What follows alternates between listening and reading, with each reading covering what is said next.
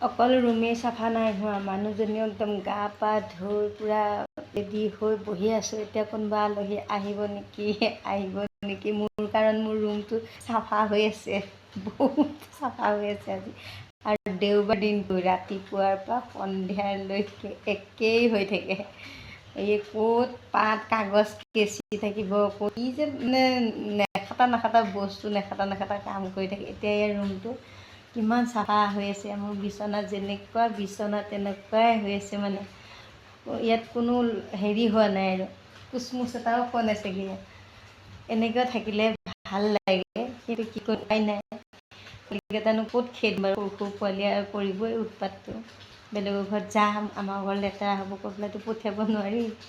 এয়া বিপদ। মানে এনেকুৱা টাইমটো যদি মানুহ আহি দিয়ে কি কৰিম বাৰু মই। এতিয়া আহিব লাগে, এতিয়া চাফা হৈ আছে।